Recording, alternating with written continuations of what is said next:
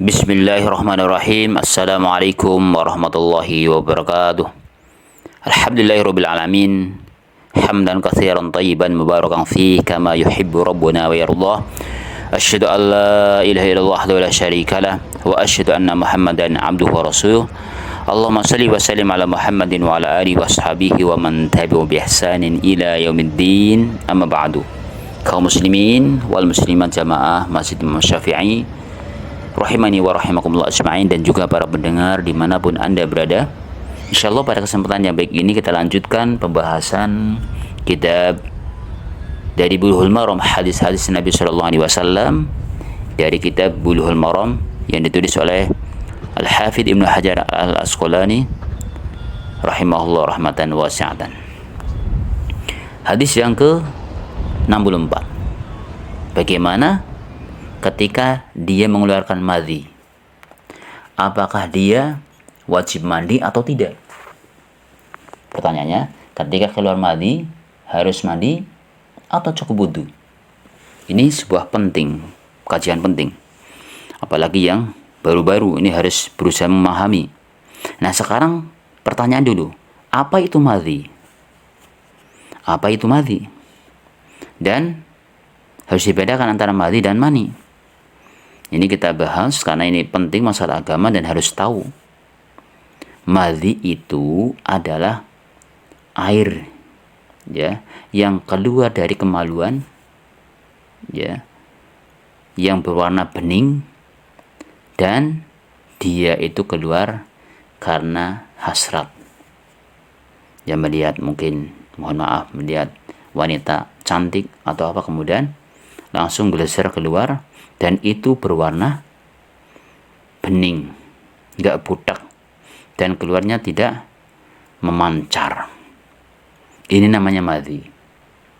Atau mungkin dengar cerita-cerita yang membangkitkan syahwat, kemudian tahu-tahu keluar air yang bening tadi, itu namanya madhi. Kalau mani itu keluar dari kemaluan laki-laki dan itu berwarna budak. Ya, berwarna budak, orang Jawa bilang budak, itu enggak bening, lawannya bening, putih budak, kemudian keluar dengan nikmat dan memancar. Itu air mani. Maka jawabannya adalah ketika keluar madhi tidak wajib mandi. Jelas ya, ketika keluar madhi tidak wajib mandi, cukup dibersihkan kemaluannya, kemudian wudu. Kalau keluar mani, maka wajib untuk mandi basah, seluruh tubuhnya harus dibasahi. Ini kalau mengeluarkan mani, baik karena hubungan atau karena yang lainnya, wajib mandi ketika keluar mani. Nah, suatu hari ini permasalahan terjadi pada Ali bin Abi Thalib. Keluar madhi, kemudian ingin bertanya kepada Rasulullah SAW, ya, mungkin beliau malu karena beliau adalah menantunya Rasulullah SAW, maka beliau memerintahkan kepada Miqdad. Inilah hadisnya, hadis yang ke-64 dari Ali bin Abi Thalib radhiyallahu anhu. Beliau berkata, kuntu rajulan madza'an, aku adalah seorang lelaki yang sering mengeluarkan madhi. Tadi sudah kita bahas kayak apa madhi. Kuntu rajulan madza'an.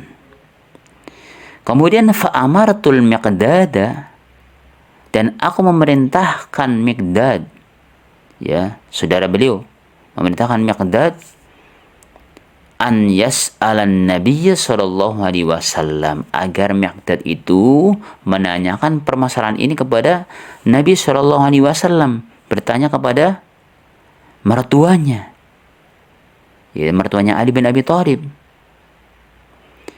Lantas fasa'alahu, akhirnya pun Miqdad bertanya kepada Nabi sallallahu alaihi wasallam karena diperintah oleh Ali. Maka beliau sallallahu alaihi wasallam menjawab, faqala fihil wudu. Maka beliau bersabda, harus berwudu. Nah, di sini adalah Rasulullah mengatakan harus berwudu. Tidak mengatakan harus mandi. Harus berwudu. Nah, hadis ini menunjukkan bahwasanya ketika seseorang mengeluarkan madhi, maka dia wajib wudu. Ya, bersihkan kemudian wudu. Kalau mani, dia wajib mandi. Berarti jawabannya, kalau dia keluar madhi, apakah harus mandi? Jawabnya tidak. Tapi cukup bersihkan kemudian wudu. Gitu. Nah, hadis ini Bapak Ibu yang semoga dirahmati oleh Allah Subhanahu wa taala, hadis ini adalah hadis yang sahih, diriwayatkan oleh Imam Bukhari dan Muslim. Di dalam kitab Bukhari pada juz yang pertama halaman yang 55 sampai 56. Kemudian Muslim juz pertama nomor 247. Nah, ini sedikit semoga bermanfaat, jadi pengetahuan buat kita semuanya, terutama yang masih muda, yang belum paham, biar memahami hal ini. Atau mungkin yang sudah pernah, ya,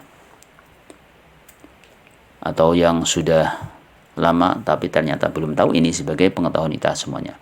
Barakallahu fikum wa jazakumullahu khairan. Wassalamualaikum warahmatullahi wabarakatuh.